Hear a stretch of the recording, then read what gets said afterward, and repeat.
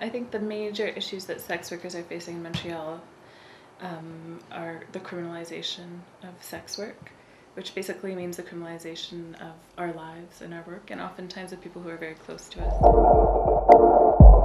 The laws are incredibly hypocritical because they don't actually make the exchange of sex for money illegal, but anything and everything that would allow sex workers to work safely, to work together, to organize ourselves to be able to communicate better is outlawed.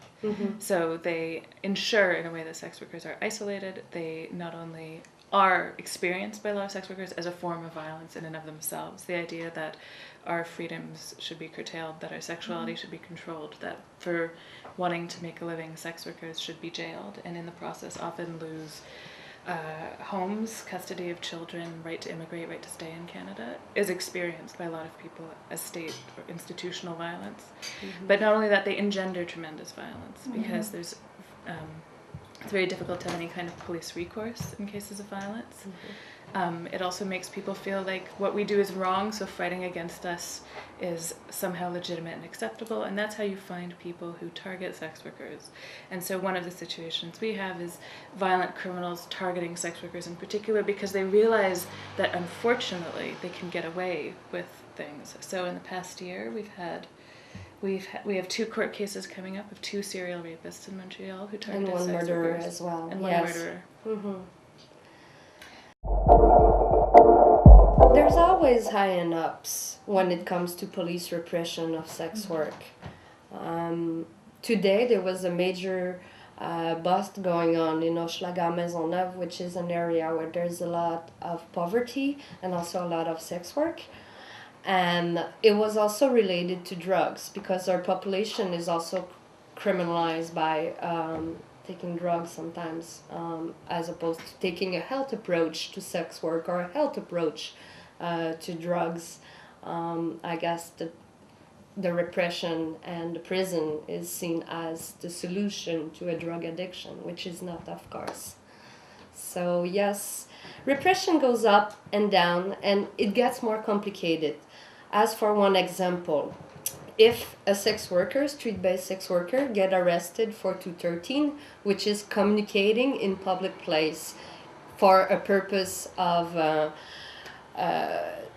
prostitution, what that means is that the time that the sex worker takes to evaluate her client before jumping in the car to see if there's 2 people, if he's about to turn violent or something, the time she takes to negotiate her service, I do this, I don't do that, I do it for that price, and I do it with a condom, this comes with a condom or not. This whole communication is illegal. Normally we say communication is good for people, but apparently not between sex workers and clients in a public place. What happens is those girls get what we call red zones, or they are forbidden to be found anywhere downtown or between those streets and those streets. And what gets sex workers back in prison in this circle is because they get caught in an area of town where they are not free to be found. Even if they stay there, even if their children's schools are there, their doctors are there, it creates also barriers to health, all the things that could help them to eventually improve their life.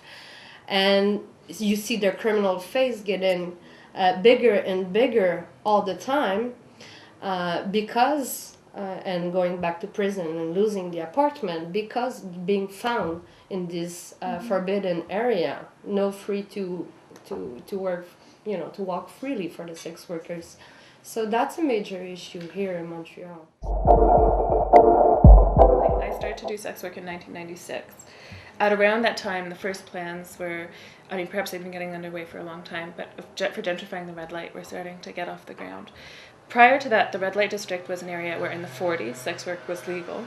And after it became illegal, at least it was, in some ways, although repressed and criminalized, it was not repressed to the point where sex workers had to flee.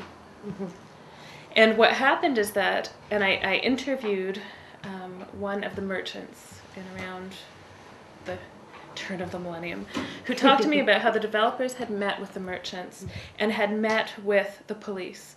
And the police had said to them, and the merchants, and they were all together, and they're talking about how they could get all the quote-unquote drunk natives and prostitutes out of the red light district. So it was sort of like, it was meant as a way to completely remove anyone who was poor or of color from that area.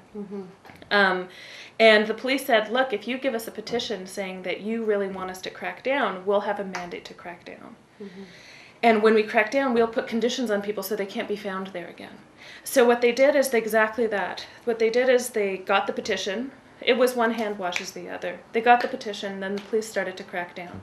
And what would happen is that your probation conditions when you were arrested for sex work or for being homeless in the area were that before your court date, you weren't allowed to be found in the area. And then after your court date, even after you'd pled guilty, done your time, you couldn't be found in the area for up to 2 years. For some people, that went beyond the red light, encapsulated most of downtown Montreal, often where people lived, where their doctors were, their social support was, their family members were.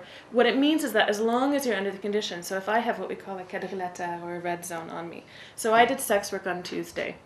I get a court date, I do my time, I come out, I'm released from jail. For the next 2 years, if I'm found in downtown Montreal, I don't have to commit a crime, I don't have to do anything except be me, present in downtown Montreal. The police can stop me, pick me up, take me to jail. I don't have to go in front of a judge, I don't have to have done anything wrong, I've broken my conditions.